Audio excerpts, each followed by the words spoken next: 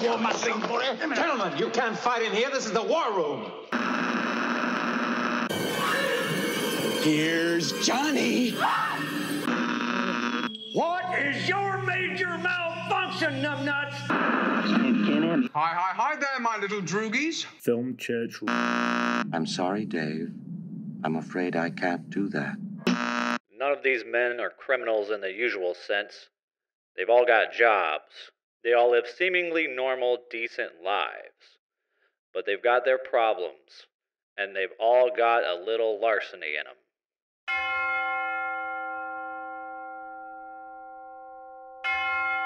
Hello, and welcome to Film Church Radio. This is the podcast that treats cinema as a religion. It's Sunday. I'm Lewis. And I'm Brandon. And we are here to talk about movies. Each week, Brandon and I alternate picking a film for us both to watch and discuss.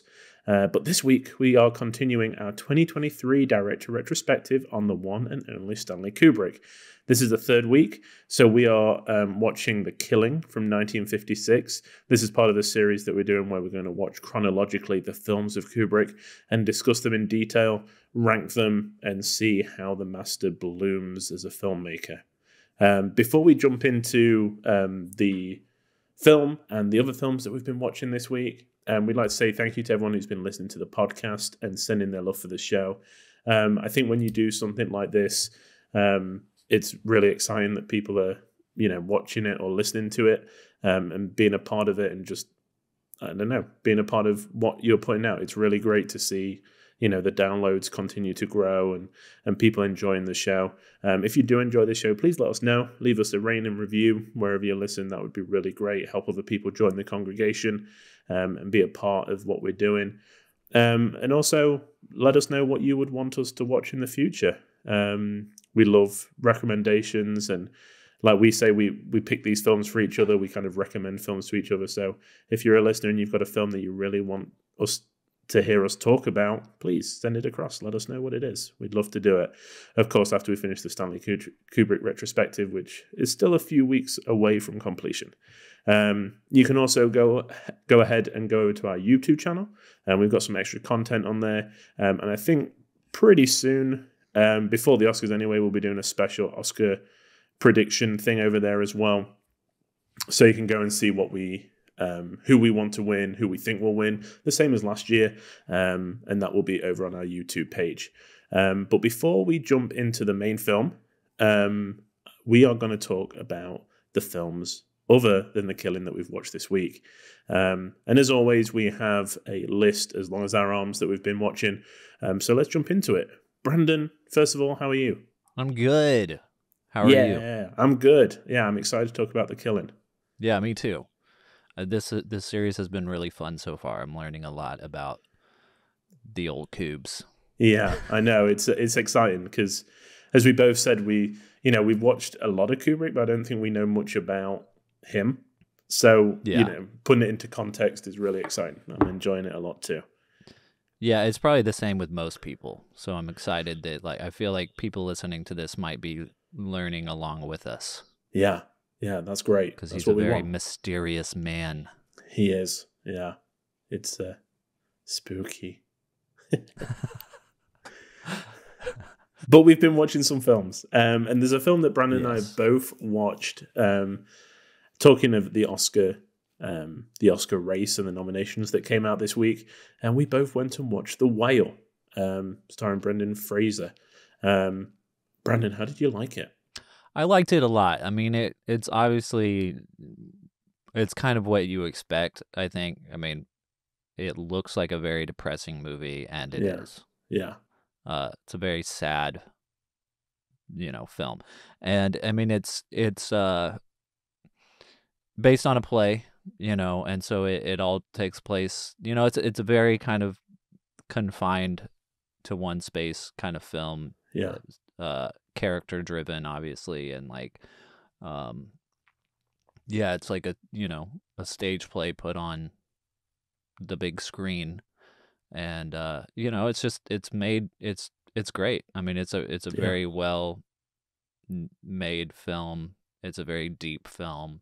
Will make you think about a lot of things and about your life, and Yeah, I mean, it was kind of all the things that I expected going into it, and it was almost just like, I mean, obviously, like it's hard to say that you enjoy something like this. Yeah, it You is. know, Mm-hmm. I mean, I gave it 4.5 stars out of 5, so it's like Yeah. it's a very good film.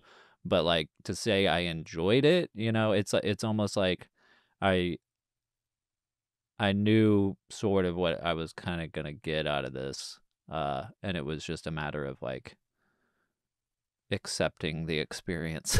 I don't Yeah. know. This seems like a weird way to put it, but like, um, yeah, I mean, Brendan Fraser is incredible, and yeah, it's just a heartbreaking movie. You know what I mean? Yeah. Mm-hmm. Yeah. It was. Yeah. It's definitely a weepy. It's the kind of thing that you take like a box of tissues in, and that final 20 minutes, it just builds to such a emotional crescendo. You know, Yeah. it's hard to not shed a tear, I think. But I also think that that's the way that, you know, it's been going the whole way through. And as I wrote on I did like a little, not a review, just a few thoughts, which I'm trying to do a little bit more on Letterboxd. Just when I come out of a film, just write a few things that struck me, you know, just to have it on record, I guess. Yeah.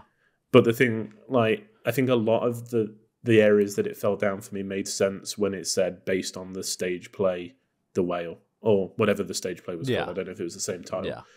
Because I did feel very, and at first I thought it was the filmmaker putting us in that position of like confined to this one room, you know, like living this life.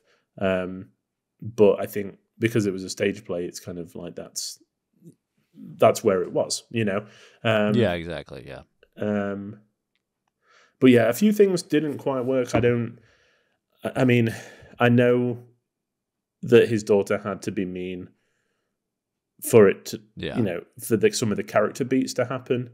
But like, I just couldn't stand her, you know. Yeah. And I don't know if that's what you were supposed to take from it, and the whole, you know, there's some good in her. Like, I didn't see that at all. Yeah. Well, you know, it's almost like, yeah, I don't think. Rose tinted. I mean, glasses it's left kind of it. thing. Yeah. Yeah, I don't think it's necessarily. It's not a black and white film, and I don't mean as in the color. I mean like it's not. You know, his understanding of his daughter. Yeah, it's like rose tinted glasses. So you know, it's left up to you as an audience member if you want to believe that or not. Yeah. And you know, it does some stuff with. I think all the characters like really feel real. You know, they feel lived in. They feel like they've believable and that they've lived these lives and stuff. I thought it did this interesting thing with the missionary kid, because it kind of points out one of the flaws of evangelism, which is, you know, which there are many, you know, and there's some good things too, but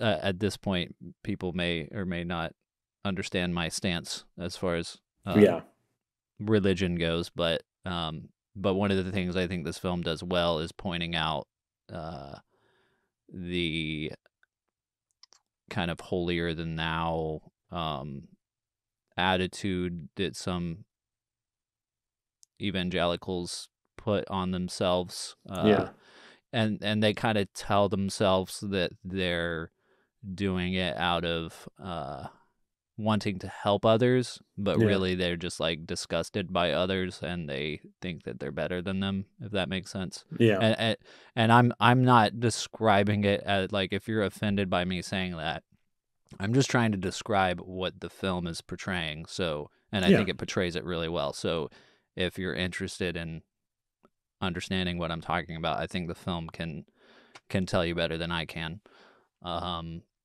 But yeah, that was one of the things I thought was really good about it, and obviously just the performances and the characters, and you know, I like films like this. Like this is almost like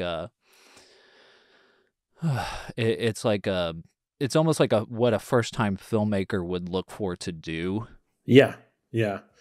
But you've got Darren Aronofsky, one of the greatest filmmakers of our time, doing it later in his career, which is interesting. But I mean, he's also somebody I think that is just drawn towards what he's drawn towards. So I don't think he's really thinking about like, oh, this would have been good for me to do years ago. Yeah, I do wonder if some of this is COVID related as well, because one of the things my dad noticed was that there was as there probably is on every film now, there's a COVID coordinator or whatever in the credits.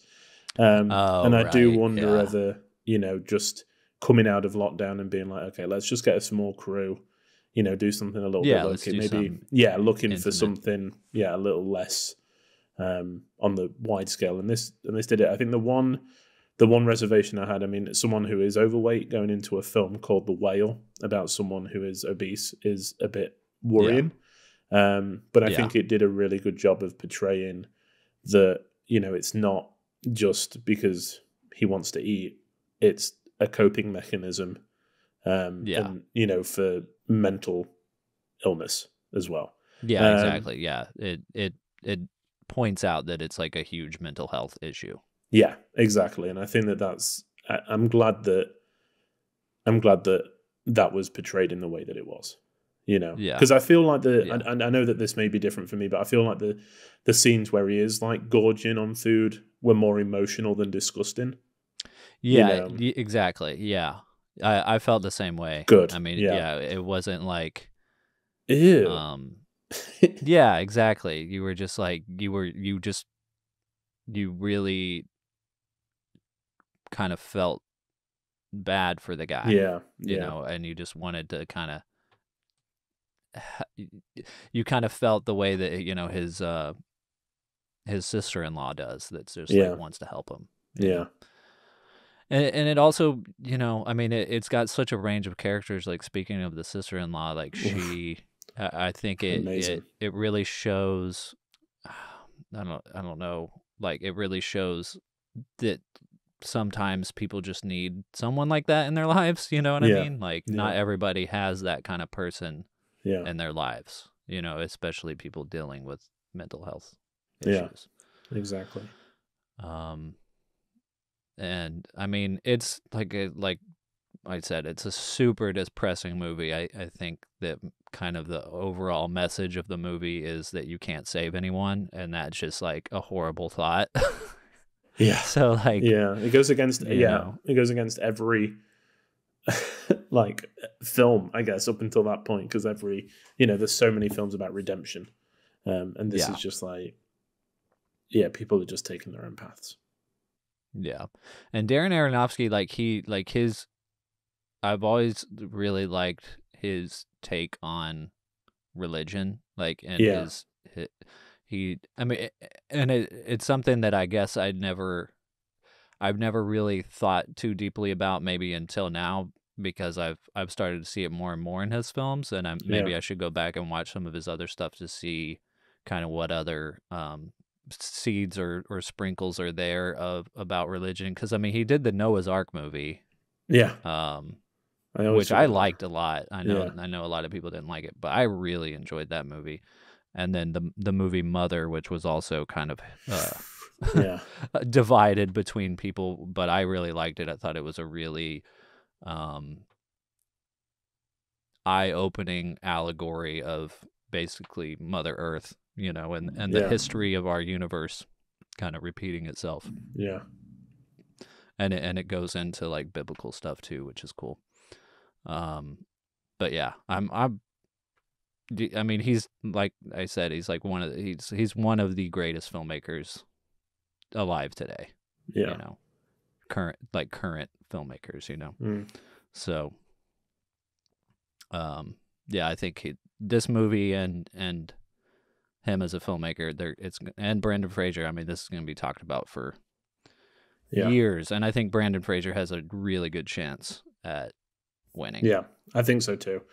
I think he's probably he is the favorite. Mm-hmm. And Hong Chow, who plays the nurse, like sister-in-law character, she is wonderful as well, and I was really happy to see her name nominated too. Yeah. So Yeah, that's awesome. yeah, it's good. Yeah. Hopefully, if you haven't seen it, we didn't spoil it too much, but I mean, it is exactly what you expect. Yeah, So, yeah. you know. But other movies I've gone to see in the cinema, the synagogue, the church, the film church is Avatar: The Way of Water. Cool. Which I cool, yeah, yeah, which is exactly how I felt about it going into it. I was like, I mean, I wanted to see it, you know, yeah, and I didn't have high expectations of the first one, but was pleasantly surprised, and kind of same with this one. I mean, it's a good movie, you know, it's a good like popcorn flick, family adventure movie. You know, it's kind of everything you've seen before, but also done in a new, fresh way that makes it fun, if that makes sense. No, it does. Yeah. So, yeah, I mean, I really enjoyed it. You know, it wasn't like, oh my God, when is this going to end? It was like, this is like, I had fun the entire time. You know what I mean? So, I probably won't watch it again, but I'll watch the next one, kind of a thing. Yeah. You know, but it's also, you know, it's the type of movie that I've outgrown, I think, as well. Yeah. It's like I can still sit down and enjoy it. Yeah, I really enjoyed it, but I'm not like, oh, this is the greatest thing ever. Yeah. So, yeah, and then I went back and sorry, go ahead. I was just going to say I do want to see it in the cinema, but I don't think I'm going to get a chance now. Even though it's probably going to still be on for the next few weeks, if not months, because of the business it's doing. But yeah, it's carving out the time and kind of going to see it. Because I know that's how he wants you to see it on the biggest screen. It would be probably easier once your kid is a bit older and you can take her. Oh, yeah, we're going to go and see everything. Yeah, exactly. It's the kind of movie you would take her to. Yeah. Take your kids to. But yeah, sorry, I didn't mean to interrupt you. No, not at all. That was pretty much it. Just needing to, wanting to see on the big screen. I think something's going to be lost watching it at home. But, you know, that's the way the cookie crumbles. Do what you got to do. Yeah. Yeah, so then after that, I rewatched the first one. Yeah.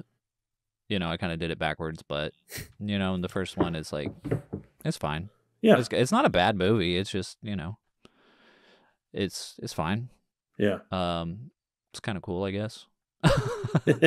You know, it's not like, it's not, I wouldn't really call it art. Yeah. You know what I mean? It's like, it's entertainment. Yeah. I mean, it's art in the sense that thousands of artists created this world. You know? Yeah. But it's not art in the sense that like it's gonna change your perspective on anything or make you see the world differently. You know. Yeah. I can remember I might be ripping into it too hard, but like James Cameron, like he's like a business filmmaker, you know what I mean? Like he knows how to make the business of film. Yeah, he's which is entertainment, you know. And exactly. Yeah. He's just going with the tide at the moment, not to put a pun on it, but yeah, I can remember with like the first Avatar, just because I was, I think, first year of film school, so I was like really like, I was just so pretentious about it. I was like, this isn't a cinema. He's destroying it because it had a massive theatrical release, did really well. I remember it because it really annoyed me, but then he released like single disc DVD with no special features, just the movie. And then he re-released it in cinemas with like 4 minutes added footage. And then he re-released the DVD, but on Blu-ray as well with special features. And I was just like, I was so cynical about it, you know, just like, just so money hungry, you know, because that's people that really liked it, obviously paid, you know, at least 4 times. Yeah, exactly. Yeah. But now I'm just like, oh, whatever. If people do like it and they're willing to pay it, do it. Yeah, exactly. Yeah, I mean, yeah, it's like people enjoy what they enjoy. I don't, Yeah. I don't want to say anything that takes away from that or be Yeah. like, oh, this is trash. I don't think that. Like, I don't think it's trash. I think that it's a very good, well-made and well-produced film, Yeah. And I mean, yeah, go ahead. Yeah, I was just going to say that, like, especially at this time, we've talked about Spider-Man, we've talked about Top Gun Maverick and stuff like that. But for a film to take over $2 billion, I mean, that is amazing for the cinema industry. Like these small cinemas that have got people coming in to see Avatar, great. If it keeps them open another year, I'm all for it.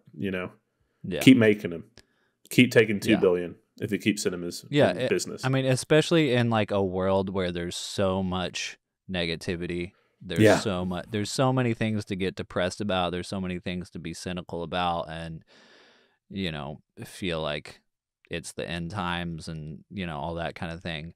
Yeah. That like, if if a movie like this can give people some kind of hope or joy, hell yeah. Like, enjoy the hell out of it. There's a guy that I work with that's seen this movie 6 times. Wow. Wow. Yeah. He's like, I love it. He's like, I'm going to go see it at least one more time. That's great. I'm like, wow. That is awesome. And before I had seen it, when he told me that, I was like, I just don't understand, and then I went and saw it and I was like, it was really good. Yeah. Like it's a really fun time. So don't knock it till you try it. Exactly, and that's it. I do want to watch it. Hopefully soon. We'll see. Even if I don't like it, who cares? It's made enough money. It doesn't need me to like it. Yeah.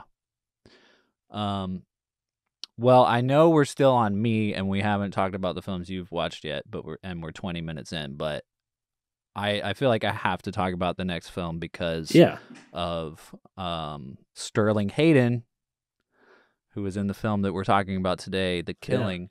Yeah. He's also in The Godfather, which I rewatched. And if you follow me on Letterboxd, you might know that this is my top favorite movie ever of all time. And I knew that he was in this movie, but I didn't rewatch it because we watched The Killing. My brother-in-law was saying he's been wanting to rewatch all the Godfather movies.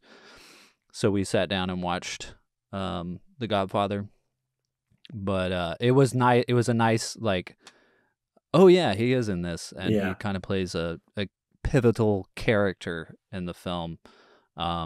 Obviously, I think his like most iconic role to me is in Doctor Strangelove, which we're gonna get to in the Kubrick series. But it was just kind of cool to think about the films that this guy has been in, and he's never really been on my radar. You know what I mean? But that's great. Godfather is amazing, and he's amazing in it. I found my Godfather box set the other day. I have a list, like a box of films in the attic that we actually like went through, and it was in there. Yeah. So I've pulled it out. So I'll be doing a rewatch of the Godfather series soon as well. Heck yeah! Yeah. Is it the DVD? A long time. It is. I think it was. I think was it the 40th anniversary DVD set. I want to say. It's not the one that has like the Coppola's signature on it, right? Like the Coppola restoration or whatever. It might be. It's got kind of I can't picture it now, but yeah, let me have a look. It's got like blood on the cover. I know that sounds very like, but it's like a tuxedo on the cover with like blood on it. Okay. Interesting. And I don't think I've seen that one. Has got his signature. Let me just go and have a look. It's going to drive me crazy. I miss my DVD set. I used to have one, and I've talked about this on the show before, but I sold my film collection a long time ago when I was a young man, which is regrettable for religious reasons.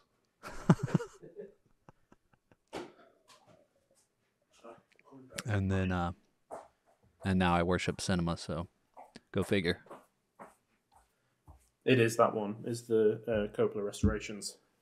Okay, yeah. Yeah. Yeah, I think I had the one that was like before that. Yeah.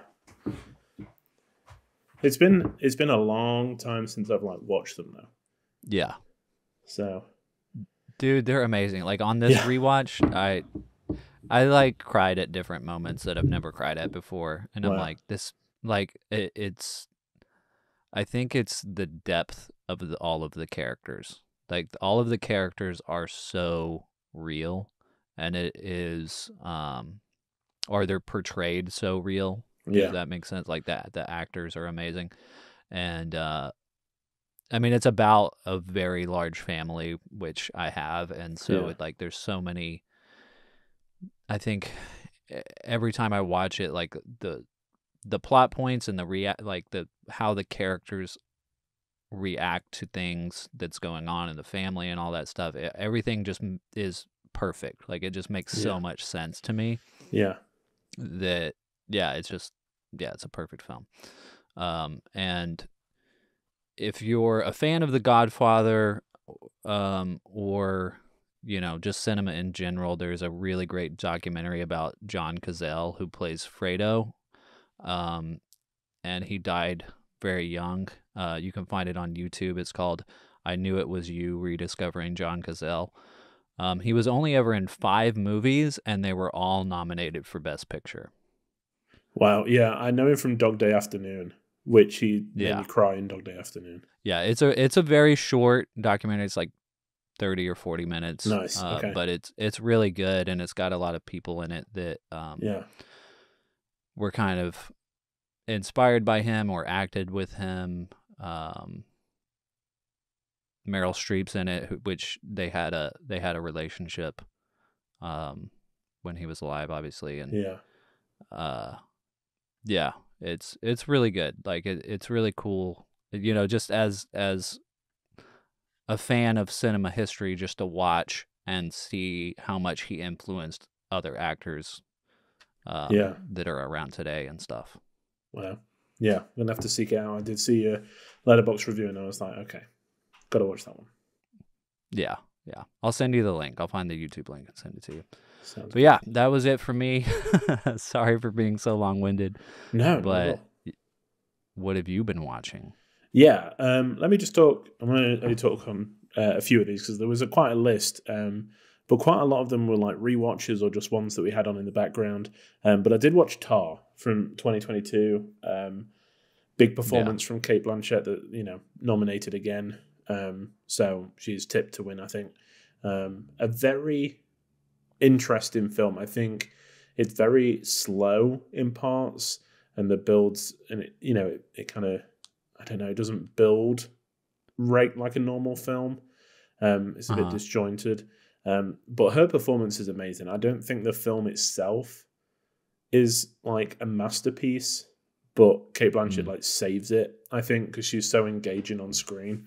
And then there's a review I read after that said it was very Shakespearean, which I think is just a perfect way to describe it, because it is, and also just a product of 2022, 2023. Yeah. Like cancel culture and things like that, I guess. It's very interesting. I don't know if it's like going to go down as one of my favorite films of the year. But I'm glad I've seen it. Yeah. Anytime somebody says something is Shakespearean, I'm like, okay, so it's about the acting. Yeah, I mean, she steals it. It's like Brendan Fraser. It's just like, that's all you remember, Yeah. They know it. So, it was fine. And then I rewatched Fabelmans. With my parents being here, we watched it together. Yes. So how was the second watch? Oh, I just love it as much as I did the first time. I think there's a lot more in there that I could pick up on, like a lot more like dialogue and performances. I still think Michelle Williams' performance is so out of left field. I don't know. It's the way that she talks and the way that she acts is very dreamlike. And I mean, it's Spielberg, so it must have been like purposeful. But I mean, it's just, I just love it. I absolutely love it. Yeah, dude. There's a podcast called Smartless that's really great. And they interviewed Steven Spielberg on it, and he was talking about like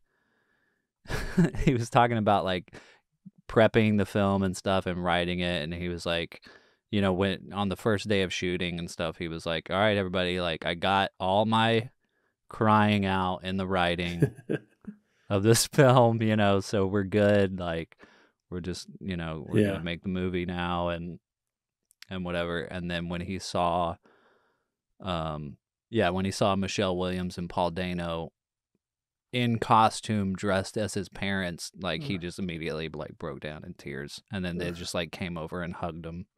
And like, bless him. Yeah, it's just like, wow. Yeah. And I'm glad he got the chance to make it this way as well. Because you know, you can tell it wasn't too early in his career where he wasn't quite, you know, trying to like shoehorn it into other stuff. You know, it's exactly like it's just made of memories. You know, there's so many bits in it. I'm just like, this is obviously a very strong memory. Like with the paper cups and the plates where they just throw it into the middle of the table and like throw away the tablecloth. I'm just like, this is all memories that he's obviously like are just like very strong for him. Yeah, exactly. Yeah, and it's the kind of film that you would expect a filmmaker to make a little bit earlier in their career when they're trying to prove that they're an artist. Yeah. You know, but I think Spielberg is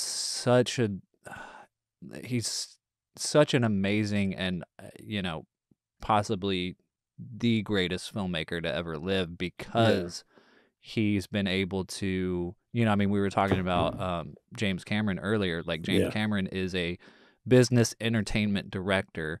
Steven Spielberg can kind of cross the line between both. He can do everything. He can. Yeah. And I mean, I think the year that he kind of proved that was like with Jurassic Park and Schindler's List coming out the same year. It's like, amazing. Yeah, I just love it, and I could just watch it again and again, which I probably will do.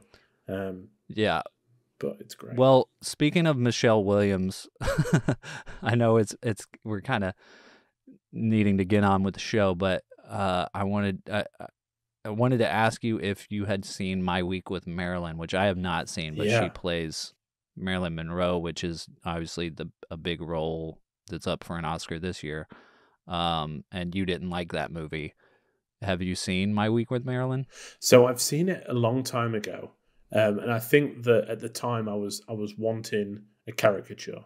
I was wanting someone to be like, you know, to do the voice and to look exactly like her, which, I mean, she didn't look exactly, you know, it's kind of artist interpretation. But I think going back to it now, I think I would enjoy it a lot more. Because at the time, I don't think it was what I was after. But now I think I would enjoy it a lot more because it would be more of a character study. And, you know, it's not necessarily about making her look like Marilyn. But it's interesting that she plays so many real people. Yeah. Yeah. She's also in Venom. Yeah, mind-blowing, right? Like, yeah. Doing the Venom films and then Spielberg calls. Yeah. Hey, I saw you in Venom. Yeah. I think you'd be great as my mum. Yeah. But I mean, Seth Rogen is also in it. I mean, Spielberg is a guy that can kind of just see talent, but yeah. Well, that's pretty much it. I mean, there was a lot of stuff that, you know, older stuff that we'd watched before, but yeah, that's all I've watched this week, apart from our main presentation.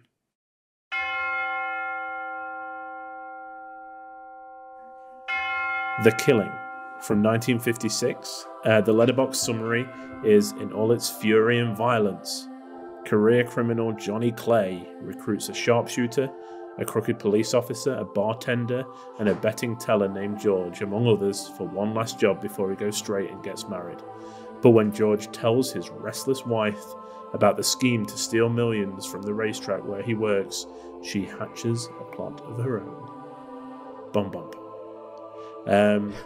The second noir in like quick succession. Yes. Following last week's Killer's Kiss. I had seen this before. I know that when we spoke about it on the first episode, this is early Kubrick. Is like I said, I really liked early Kubrick, and I think this is the film that solidifies that for me. I love this film a lot. And I'm interested to know, like, with it being your first time watch, what your initial thoughts were about it. Because I know you really, really like Killer's Kiss. So while I was watching it, I was like, is this going to be as good for Brandon as Killer's Kiss? Right, yeah. Yeah, and I even was talking to our friend Zach recently about it, and he was like, you know, The Killing onward is a masterpiece. Yeah. And I was like, well, I really liked Killer's Kiss. Like, I thought it was amazing. Yeah. And it's really hard. Like, I've also talked about on the show that I like directors' first films a lot. Like, I like to see what they can do when they don't know they're going to have success, and when they, you know, have very little money to work with, but they're still trying to make the best thing possible and trying to create art and trying to create entertainment.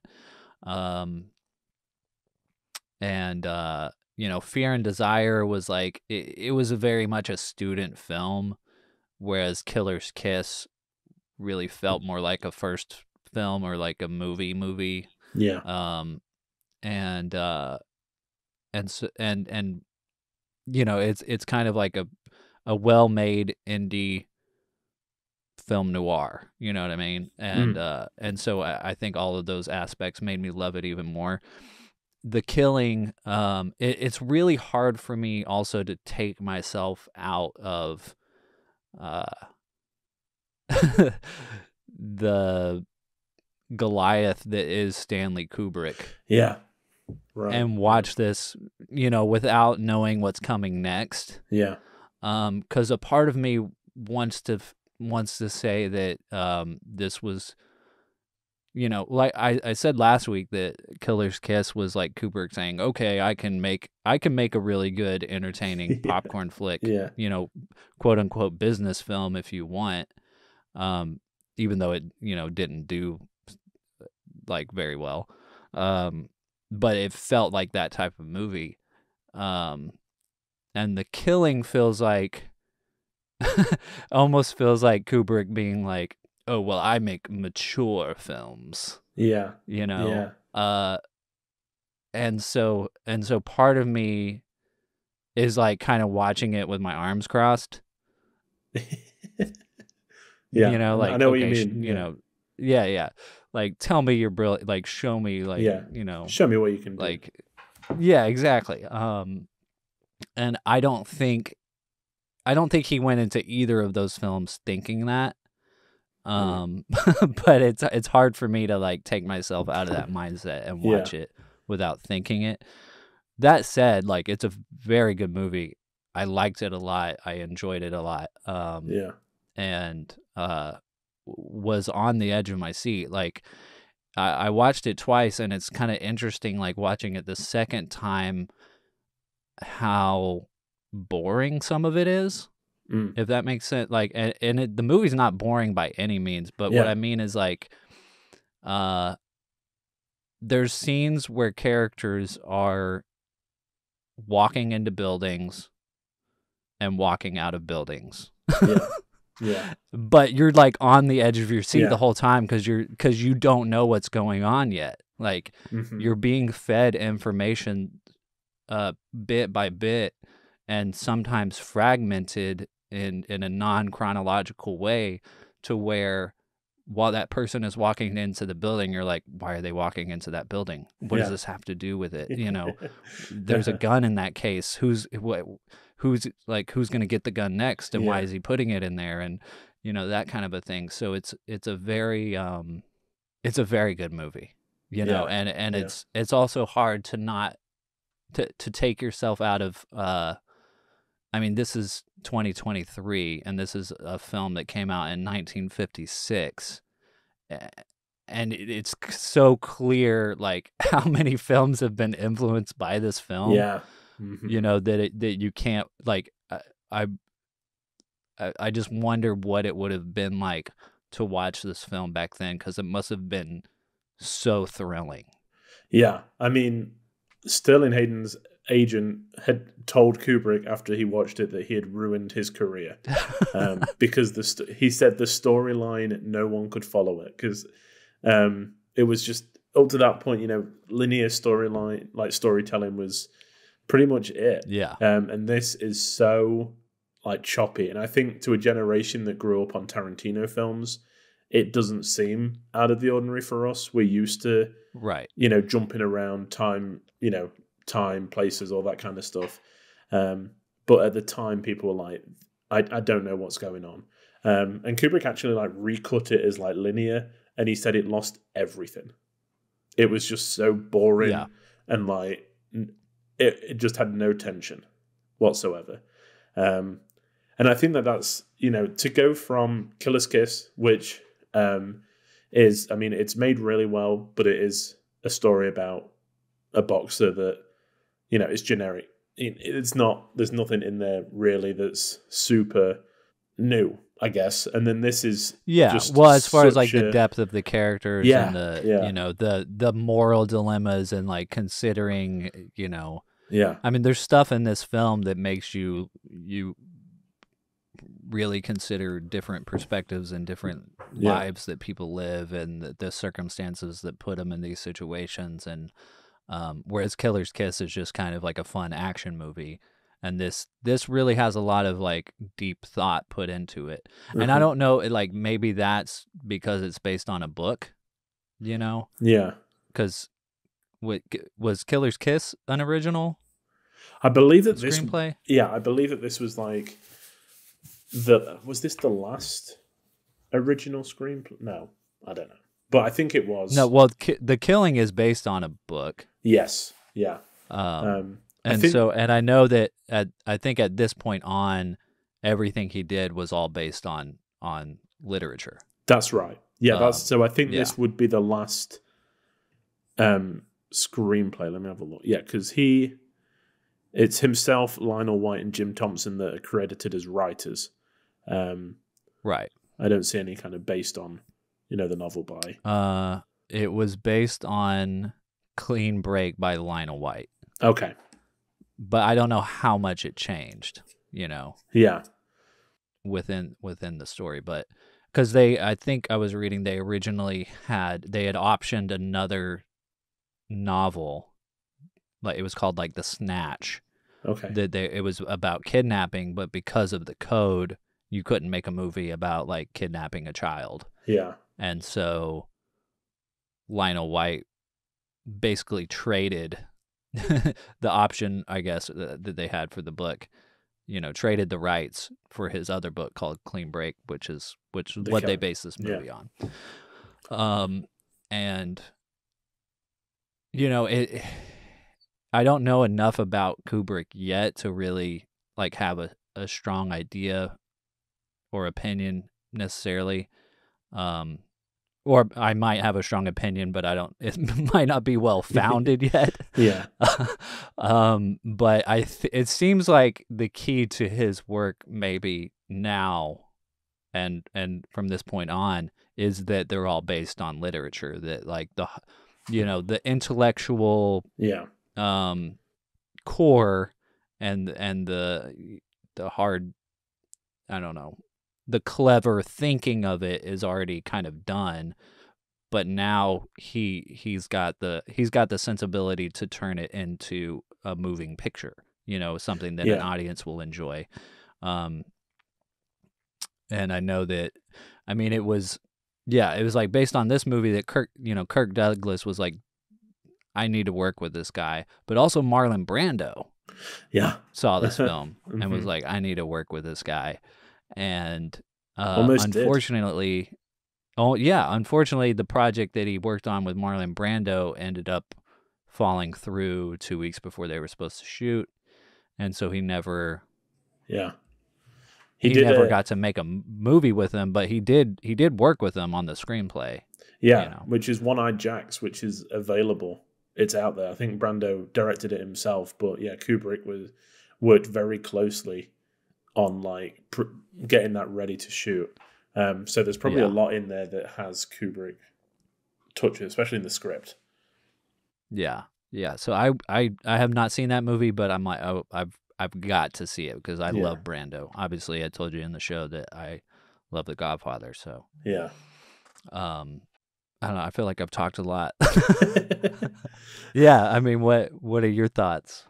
I mean, yeah, I think that this is where we start to, like, leading on from what you said, start to see him flexing his intellectual muscles. I think that the complexity of the story really pays off, and it works well. But there's also the whole Kubrick as a filmmaker. You know, he's flexing those muscles as well. There's the shot of Sterling Hayden coming into the chess club, and you see him walk through the door, walk towards the camera, and then the camera zooms out, and it was all from a mirror, so that we can get around the corner with him without moving the camera. You know, having to necessarily build that track that goes around a corner that probably wasn't even available at that point. Which every time I see that shot, I'm like, wow, it's just so good. You know, it's that perspective shot that we love, you know. But I think everybody in this is really good. I think the characters are just likable enough that you're rooting for them throughout the whole film. Yeah. I think that there's a few that aren't. I think, you know, it's hard to like Timothy Carey as the shooter, just because of that one certain scene, but I think there's a reason why he did it. I don't think it shows his character. I think it was just the quickest way to get the parking attendant away from him. Yeah, exactly. I mean, it's like a moment. It's a huge moment of tension where he's like, he's already like wooed this guy in the way that he needs to woo him to get in to where he needs to go to shoot the horse, and then the guy, he like overwoos him. Yeah. So the guy is like, you know, coming around too much. Yeah. And then he's like, how do I get this guy out of here? And yeah, he uses the N-word, but it ends up being the nail in his coffin because like the guy throws the horseshoe down and runs over it and gets killed. Yeah. I mean, I think that's themes that we'll see later on. It's just like these touches of like, it's like dark, it's like black humor almost. It's kind of like, you know, you couldn't get away because of that. You know, you were the architect of your own destruction with the horseshoe. Well, it almost makes me think even more, especially with this scene, like think even more about Quentin Tarantino because you know, we haven't talked about this yet, but this film is obviously hugely influenced Quentin Tarantino in Reservoir Dogs and you know, more of his work, but specifically Reservoir Dogs because it's a heist film and it's non-chronological and fragmented in its storytelling. But yeah, the use of the N-word in some of his later films where it's like, yeah, this character used the N-word, but now he's going to get what's coming to him. Kind of thing. Yeah, exactly. Yeah. So it's like, you know, it's using it to get the audience to hate somebody and then immediately satisfying the audience by like killing that person. But, you know, besides that scene, I mean, that character, played by Timothy Corey, like he's a very interesting actor, you know? Yeah. Yeah, I've heard a well-played character. Yeah, I've heard some stories that he was incredibly wild. I might be getting this completely wrong, but I'm sure there's a story of a certain set that he came onto with a gun and just started firing in the air at random intervals. Wow. Okay. Yeah, he was a little bit off the deep end. So, well, it probably prepared Kubrick a little bit to deal with Marlon Brando. yeah, probably. But the one guy I do want to talk about is Sterling Hayden, because he is, the main character in this film. It's him that's trying to go straight. With the production code, he's not going to get away with it, which I think is always, I want to see him get away with it, because it's such a well choreographed thing.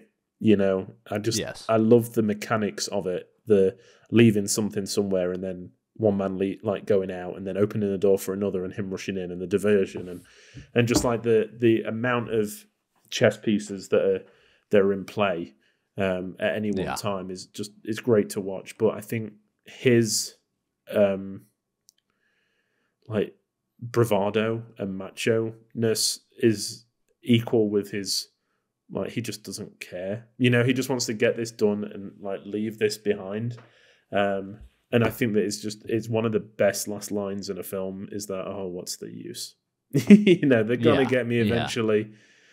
I'm not going to run. This is over, Yeah. And I mean, it makes sense for the character because he's been in prison before. Yeah. And it's if he runs, he's going to get shot. Yeah. And he already knows what life is like in prison. He's just going to go back. He knows he can survive there. Exactly. But it did start to get me thinking about this movie as a chess game and thinking is this movie a chess game? I mean, Kubrick loved chess. He loved chess. He played a lot in New York, in Central Park and stuff like that. So yeah, I mean, this is the games, the setting everything up and there is a chess game going on at one point in the movie, so there's a reference to it. But it got me thinking, do you play chess? Have you played chess before? I haven't. I really want to. It's a lot of fun. We should play next time we get together. Yeah. And I'll teach you and stuff. But sounds good. So I played a little bit when I was a kid because we had a homeschool chess club. And then I've always really liked the game, but ironically, before I knew Kubrick really was into chess, just a few months ago before Christmas, my sister and my brother-in-law have a chess table in their kitchen that they kind of use as a breakfast table. Cool. Sometimes it's just in the corner, so it's not always in use, but just before Christmas, I pulled out all the chess pieces and set them all up, and then me and my brother-in-law started playing, and we played this very long game of chess that took a month. Wow. because we kind of did it very passively. He wrote our names on a sticky note, my name on one side, his name on the other, because we would just, anytime we were in the kitchen, we'd be like, oh, it's my turn. And then we'd, kind of look at the board and figure out our next move, make our move, and then flip the card over so that, he knew it was his turn. So we just kind of very passively played this game for a month that ended just a few days ago, literally. Wow.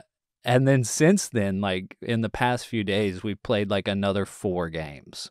Which is ironic because it's it took us a month to play the first game and then it was on. It was all right, let's go. Yeah. But it really got me thinking about the end of this movie because, at the end, Sterling Hayden, basically the way that you win chess is you've got to get the point of the game is that you're trying to kill the king.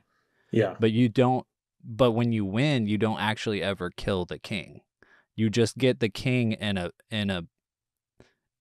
a spot to where if no matter what moves, he's in checkmate. So he's currently the next. Yeah, it's the next move I make, I can kill you. Yeah. And there's no move you can make to where you're not in another spot where I can kill you. Yeah. And it's that's what's going on with Sterling Hayden at the end of this movie because he's got no other moves and he's what's the point? That's I mean, that's a great point, and it definitely like coincides with Kubrick's personal like enjoyment, you know. So that is I mean, I think you've hit the nail right on the head there. I think that's absolutely right. Plus, like all the other characters, they fall one by one within the film. They're like different little chess pieces, you know. And you know, he's even got his pawns, which are like the what's his name, the Maurice, played by Cola Quariani. I think so. Probably butchering that. I think he was a friend of Kubrick's from playing chess. From playing chess, yeah. And I mean, he's like he's not a part of the heist, but he's like a paid hand, which kind of makes me think like, oh, he's like a pawn, kind of like he's, you know, he's just being used to distract these other pieces. And I love when he rips his shirt off. Like that whole scene with him where he's like hulking out. It was amazing. It was like so not what I expected. I was like, oh my God, like this guy is a badass. Like, and then of course I started thinking more deeply about it and thinking about Tarantino, and was like, I wonder if Tarantino based, you know, the guy that like puts the whole heist together in Reservoir Dogs let's get on this guy. Yeah, like, and you know, because they reference him as like looking like the Thing in the Hall, in Reservoir Dogs. God, I can't remember the character's name, but you know who I'm talking about. I do.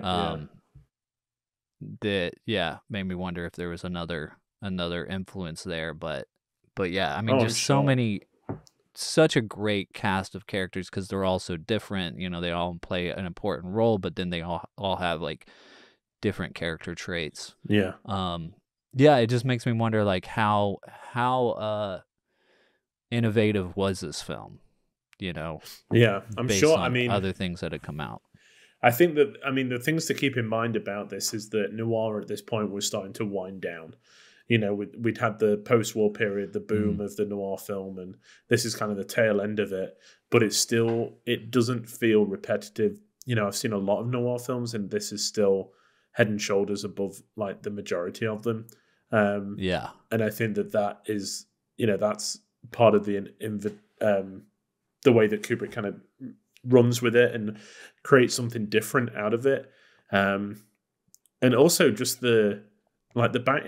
it is just a simple story, but it's using cinema and the tools that are available, you know, being able to cut, being able to show different points of view, being able to have a narrator, being able to kind of direct your eye line to something in particular is just used to maximum effect.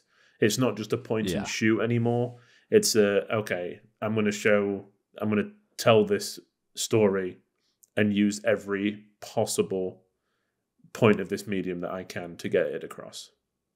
Yeah, exactly. Yeah, and I think that's definitely the brilliant part about this film because it's simple, but it's, I mean, it's heart-throbbing. Like it's so intense. And I think it's so intense the whole time that you're just on the edge of your seat. Yeah, exactly. And I think that also it rewards rewatches. Like once you know how it ends, going back and watching it, you know, there's the bartender at the racetrack. I forget his name, but Mike. That's it. Joe Sawyer. That's it. Yeah. When he kind of leaves his wife at home and he's like, I'll pick up your magazines on the way home. You know, make sure to have breakfast. And then when you watch it again, spoiler alert. And you know that he's died, like he's going to die, like pretty soon. It's just like there's all these like, it's again. I know we said it in like I know we've talked about this before, but it's these scenes that didn't need to be in there. You know, that didn't add anything. We already knew he was married and he had an invalid wife. It just makes the characters more. You know, we're rooting for them a lot more. And I think only someone that understands storytelling and understands, the viewer's point of view can get that. Yeah, definitely. I think the characters that really made me engage with the film right off the bat the first time I watched it was George and Sherry. Yes. Yeah. Because like there's such a they're like a couple that I don't think I've really seen in this kind of film. Where like the wife is so disinterested and married him for money, but he doesn't really have money. Yeah. And they talk in a way that is so I don't know how to describe it. They're like poking at each other with their dialogue, trying to get under each other's skin. They know what kind of relationship they have, but then it's also very manipulative. Yeah. But yeah, Marie Windsor plays Sherry, and Elisha Cook Jr. plays George, the meatball with gravy. But yeah, apparently like Stanley Kubrick waited to shoot the film because he was waiting for Marie Windsor to be done with another film she was working on, because he was like, I've got to have her, which is kind of crazy to me to think about, because Stanley Kubrick is not, his relationships with actors at this point is almost non-existent. Yeah, exactly. I mean, the whole, the way that this film got financed is because they got Sterling Hayden. They went to the studio and they were like, United Artists, and they're like, look, like we've got this script ready to go, and they're like, we're not going to bankroll it unless you have a star. They got Sterling Hayden, and United Artists were like, we've got someone else in mind, but he's not going to be ready for 18 months. And they were like, I'm not going to wait around for 18 months for someone that hasn't read the script, when I've got someone who's read the script and willing to do it now. So they made it for a lot lower budget than like they had anticipated. But yeah, I mean, but then, like you said, kind of waiting and shooting around someone to get someone in there is not very, like, I don't know, it's not very young director, is it? It's just like, oh, I'm going to take whoever I can get that I think could do I mean, it. for a guy who got his career started in photography and then happened upon filmmaking because he thought he could make money from it, but still hasn't made money from it yet at this point when he's making this movie. To have the sensibility to be like, this actress is going to make the movie. Yeah. Like make or break it kind of a thing, which in some ways she does, because I don't know that this film would hold up as well now without her. Because she's, I mean, she's great. She's amazing. Yeah, she is. Yeah, she is. She's the only female part apart from Faye, who would become Faye Clay, which I always found very funny. But she and then the other, and then the wife of Mike as well, of course. But she's the one that has the majority of the stuff to do. I mean, she's, when you're talking about chess, she's kind of like the hidden piece that brings everything down. She's the queen on the other side. Yeah, that's it. She can move anywhere. Yeah, I just love these stories of, like, especially when it's around a heist where just one thing starts to unravel the whole block. It just starts to crumble from just one mistake. It's fascinating. It's absolutely fascinating. And I think Kubrick knows that. And he takes great joy in showing you where it's falling down. Yeah. Definitely. I mean, there's so many good scenes between Marie Windsor and Elisha Cook. Yeah. Like, their dialogue, like everything is just like, it's so great to watch them on screen. But then Marie Windsor does get some scenes with Sterling Hayden, which are interesting as well. Their screen presence is great. Oh my God, Sterling Hayden has this line that I just couldn't believe. I mean, it's of a time, Yeah.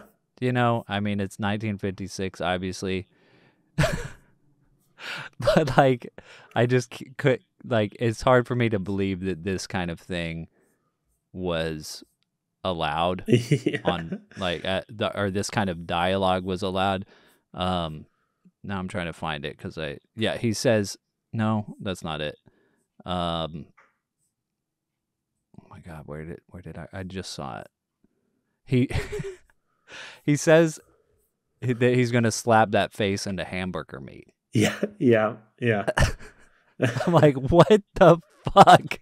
Like, it's just like, Jesus Christ. Like, that is such a terrible piece of dialogue. Like, but isn't it a great piece of dialogue? Because I think at that point, I mean, Sterling yes, Hayden's but like sleepily kind of going through this, like creating the scene, and that is like, oh, he could kill somebody very easily. It kind of brings it back to you that like he could, you know, especially the meatball with gravy, he could break his legs like with just a snap, you know.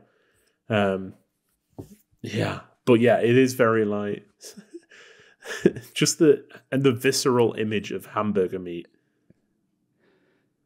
Yeah, but it's almost just so nonchalantly, passively said that like I was like, what did he just say? Like, the other ones are like, yeah, good one, Johnny. You could do that. Oh man, but yeah, like there's like so many, such a good ensemble of actors and characters. I think that I don't know. I mean, there's been great ensembles probably before this, but I don't know that they're handled as good as this was. Agreed. Yeah, I think you come away from it, and everyone has done their part. You know, everyone has played a part in the storytelling that adds to it. You know, I don't think there's any weak storyline to it. It's it's fantastic. Yeah, it's good stuff. So I found out this film is on. It's in the Criterion Collection. Yeah. And I think this is the first so far of Kubrick's films in the Criterion Collection. That's right. Which think made that me Killer's wonder Kiss. how many. I think Killer's Kiss might be a special feature on it. As like, oh wow, the film. It is on the, because I've got the Arrow version from England of The Killing, and it's a special feature on that. That is so crazy. Yeah, it's not. They you buy don't think one it's movie good and you enough. get a whole nother movie as a special feature. Yeah, don't think it's good enough to put out on its own. But yet, Fear and Desire did. I don't know. I can't believe people don't think that Killer's Kiss is good enough to put out on its own. I know. That's mind-blowing to me personally. Yeah. But it's also it's an hour and 7 minutes, so maybe they're like, this isn't a movie. But like, I don't know. Yeah. But yeah, in terms of what's on the Criterion, so there's this, there's Doctor Strangelove, there is Spartacus on DVD, not had a Blu-ray of that yet. Paths of Glory. Is that it? And Barry Lyndon. Barry Lyndon, that's right. Yeah. So 5? Yeah, I think so. 5. Which probably makes sense because it's like I think, you know, those are obviously all amazing films. Yeah. But they're not like the ones that were box office successful necessarily, or like, you know, cult classics or whatever. It's like the deeper dives is like you're only going to pick these up if you're not if you're a Kubrick fan, but if you are interested in cinema. You know, it's like it's like The Shining and 2001: Space Odyssey already have like massive distribution. They don't need to, like, Criterion doesn't need to come in and be like, this is an important film. Like, everybody knows it, you know. Yeah. Whereas like his other work not necessarily. Yeah, and it's just nice to have them available.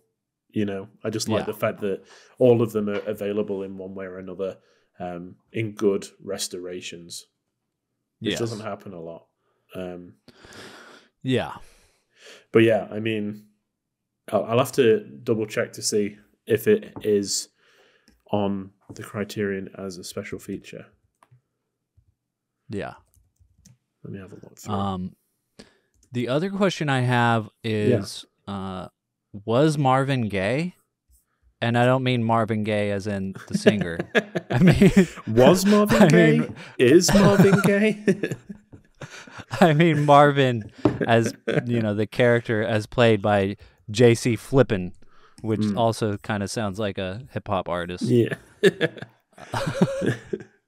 Because there's that whole scene with him and, Johnny Clay, where he's like, maybe you and I could just go off together. I don't know, something about marriage. And you're like, oh, yeah. What? Yeah. I know, it is a bit jarring. I don't know. Yeah. Because it is left field. It's not like, these two are like so buddy that would be, that would be a joke, like, oh, we got on so well, we might as well be married, yeah, but it's like as soon as he mentions marriage, Johnny Clay is like, you silly guy. Yeah. And he like rubs his head. And it's like, oh, maybe. Interesting. And it's not totally out of the question because like if you search for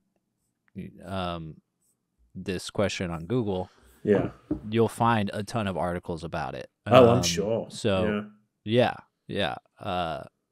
So it is an interesting little slip of possible queer representation in there, which I find fascinating. Yeah, that is interesting. I mean, yeah, because it is, maybe that's just to get it past the censor. Possibly something we're gonna have to discuss further later. Yeah. Well, yeah. Well, we'll keep hold of this. We should have like a list of things that we want to see if it's a theme or not running on. Yeah, exactly. Yeah. But yeah, I mean, Killer's Kiss is added on the Killing Criterion Blu-ray as an extra. Hell yeah. Well, I'm going to buy all of these. Yeah. I'm not a super big fan of the title. The Killing. I get it. Yeah, I get it because it like kind of makes the film more marketable, I guess, because it's like, oh, this is going to be an exciting action movie or suspense, like, and it is that. So it kind of helps to sell the movie, I guess. Yeah. But I don't as far as like the movie goes in general, I don't like the title. Like the title doesn't fit. I don't get it. Yeah, I mean, it doesn't scream, I don't know, memorable, does it? I don't know what the title could have been before. But when you think of other noirs along this, like Asphalt Jungle, stuff like that, just some really evocative titles. This is very boring. Yeah. But I mean, I think the novel was called Clean Break, which I don't know if it's any better, really. Yeah. But but I mean, you could have called it like the horse race heist or something, and I would have liked that more. Like the horse heist. Race tracking down. Yeah. Chess. Yeah. Chess the movie. Oh dear. The last thing I do want to just mention, just in terms of like inspiration, I mean the clown kind of mask that he wears into the bank robbery, that's like influenced The Dark Knight, right? Yeah, definitely. I mean, yeah, absolutely. It's like 100%. Exactly the same mask. Yeah. And it's a heist as well that's going on, and which I think is the first time in the movie. Obviously this thought has has spread into other parts of the movie since I've started thinking about it. But when he first puts on that mask, and the first time I saw it, I was like, oh, The Dark Knight. Yeah. But I was also like, man, what would it have been like to experience this film back in 1956? Like how, like it's so hard to like put yourself there because of how many other movies have taken stuff from this movie. Yeah. I mean, the other similarity is there's only one that survives in Dark Knight from the heist team. Yeah. And he gets away, but not at the very, very end. That's right. Yeah. Right. Right. Shall we put it in our Kubrick ranking? So far, I think so. So far, we've got Killer's Kiss at number 1, Fear and Desire at number 2. Where are we going to put it? But before we do that, let's guess what the other person rated it on Letterboxd. Yeah, let's do that. Saved it. I'm pretty sure you rate this 5 out of 5. Okay. Pretty sure. I'm going to say that you rated it 5 out of 5 too. Okay. It's a 4.5. Okay. Yeah, I think it's as close to 5 as can get with not quite reaching it. Yeah. There's just, there's just one or two slight things in there that I'm not a huge fan of. But nothing major. It's not like nothing that would put me off. I don't know. And a part of it, as you pointed out, I really don't like the title. Yeah. Mm-hmm. But I think that it's like 4.9. It's so close to a 5. But I mean, I need to go and watch it again. I always feel like that after I've watched it. So maybe it's going to be a 5 eventually. I know it, but yeah. It's a 4 for me. Wow. Yeah. I think maybe it's because, well, Killer's Kiss, like I said, I love like filmmakers' first films. Yeah. And Killer's Kiss is more of that indie first film kind of feel, whereas this does kind of feel more studio-y. Killer's Kiss has more interesting, creative cinematography to me. Mm-hmm. Even though even though The Killing has some very good technical cinematography and the scale of it is big, and like the horse, like obviously the scale of like the actual horse racing is huge, and you've got all that production value.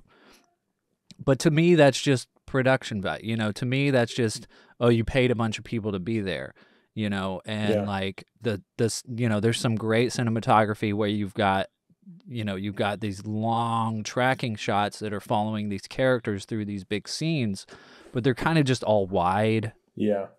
And it's very technically hard to do, yes, but it's not creative in a way. You know what I mean? Yeah. And maybe it was more exciting at the time, but today, to me, it's not that exciting as far as cinematography goes. And I know that like Stanley Kubrick and the cinematographer, like had some butting heads. Like they weren't getting along on the set, and to the point where the cinematographer stopped showing up to like the viewings of the dailies. What were you gonna say? I was just gonna say people on the set credit this film as when Kubrick became, the authority on set. They were like, up until this point he was doing everything and kind of just like getting by with what he could do. And then this film was where someone kind of pushed back against his vision, and he was like, you either do what I ask you to do or you get off my set, which is pretty much what he told the cinematographer. And it I mean, it's a little nasty and icky or whatever, but like I get I mean, where Stanley is coming from, because he's got like a photography background. Yeah, I mean, he's like pushing the boundaries, and he's doing things that like nobody's tried yet. which I think maybe is part of the reason Stanley became successful, because he wasn't necessarily getting into filmmaking because it was like his lifelong dream. No. He just happened to get into it and then was good at it. You know what I mean? So he was able to, you know, like when you sometimes have these cinematographers that have made a ton of films, they're like, no, this is the way it's done. And you've got this person that's like, I don't give a fuck about the way it's done. Do it like this. Is what I'm gonna do. Yeah. And the whole way that came about was like they were setting up a shot, and Kubrick was like, okay, I want it to dolly like this way, and I want to use this kind of lens. So we let them set up, and then he came back, and it was like the dolly track was not set up right, and he was like setting up a different kind of lens. And just because this cinematographer had been in the business a little bit more, was like, okay, this is how I want to do it. Like, this is how I think it should be done. But as a director that's just still finding your feet, that is a make or break moment. It's like, do you like just take that and be like, okay, I guess, you know, we're just doing it this way? Or do you do what Kubrick did and be like, no, I'm telling you this is how I want it. And if you can't do it, I'll find someone else that can. And I think that it works. I think that's something, again, we'll see moving on, just this complete control over every detail. Yeah. To achieve this vision. Exactly. Yeah. And that makes a lot of sense that's like almost what started to define what he was going to do with the rest of his filmmaking career. Lucien Ballard is the cinematographer's name. I didn't want to just keep being like the cinematographer. Yeah. And he had worked on some really like some big films. You know, he came with a really good pedigree to this. So it wasn't like he was in Kubrick's position. He was still finding his feet. You know, he'd worked on other stuff as well, and Kubrick still was like, this is how we're doing it. Well, exactly. I mean, and this is also Kubrick's first like studio or partially studio funded film.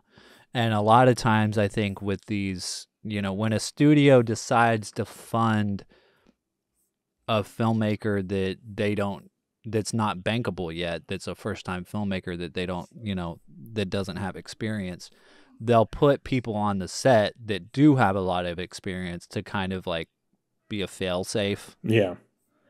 You know, they're like, okay, well, here's a cinematographer that at least will shoot it right. Yeah, well, I mean, this is the point, because it was, you know, because it wasn't made for a low budget, because they actually had backing, they had to have, like, they were contractually obliged to have a cinematographer, to have all these people, you know, be part of it because of was it the Film Actors Guild or something? It was some kind of organization that made sure that people were, you know, employed on stuff like this. So he had to have this team, you know, but there was also, okay, I'm going to control it my way. Yeah. I think that this is going to be our first disagreement of where we put it on the Kubrick ranking, though, Brandon. I mean, probably, you know, I mean, it's in terms of enjoyment, I like Killer's Kiss more, you know? Yeah. But, I mean... Shall I make my case? Or are we getting so religious about this? I know. I think that The Killing is a better movie. And I think that's what I'm basing it on. I think the storyline is more complex.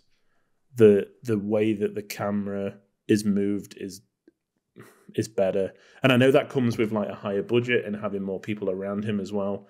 But I think The Killing is a better example, and I can see those muscles being flexed. Yeah. And that's why I would put it above Killer's Kiss. Yeah. Yeah. I mean, I don't have a problem with that. I mean, I figure I have to kind of give a little bit. I'm not going to necessarily fight you on this. But I do think that the Killer's Kiss is going to be like the first film in the Leone series was. I think we're going to come back to that again and again and be like, this was a surprise. Yeah. This was like really exactly, a surprise for me. Well, I mean, it almost seems like, it seems like the world agrees with you. It's like The Killer's Kiss is a special feature on The Killing. It's not like it's got its own special thing release. going. Yeah, I know. And there's not a lot of stuff out there about people talking about it the way that I did. Yeah, I really think that you could have definitely done like a double disc set. Like Stanley Kubrick kills it. Killer's Kiss and The Killer. Yeah, that's a good But yeah, it is odd that it's just put on as a special feature. But I mean, yeah, maybe we should champion it more. Yeah, I mean, I think I championed it pretty hard. I think we put out that little clip today of me being like, "Oh my God, this movie was so good." So maybe, that'll turn some people onto it, but just go and watch it. Like, it's a blast. All these are such a blast. I think that the more we get, you can find more... like these movies are kind of, I guess they're in like the public domain or something now, sort of. Like Killer's Kiss was on Tubi for free. It's got ads, but you can find it. Like, you don't even have to make an account. You can watch it. And then The Killing is on Pluto with ads, but it's also on archive.org for free. Yeah. Yeah. Yeah. Go and watch them, because I think that the further we get into Kubrick, the more like I say that I shouldn't have said that with a sigh, because it made it sound like I'm not looking forward to it, but I think they're a bit more open for interpretation, where these are just fun films. There's no like heavy lifting that has to be done. It's just like, I'm going to sit back and I'm going to enjoy 80 minutes of storytelling. Yeah, they're great. So what are we watching next week, Brandon? So, as I mentioned earlier, Kirk Douglas was so impressed with this film that he sought out the director for his next project, which is Paths of Glory from 1957. Yes. That's what we're watching. The next Kubrick movie. A war picture. As Hitchcock would say. Yeah, I'm excited to go back to this one. It's been a long time, but I'm excited to go back. And, it's one of those that there's certain bits that visually stay in my head, so I'm excited to go back and see them again. Paths of Glory is not the first and will not be the last Kubrick war picture. That's right. Whoa. Now that's a tantalizing taster if ever I've heard one. But I think that brings us to the end of the show.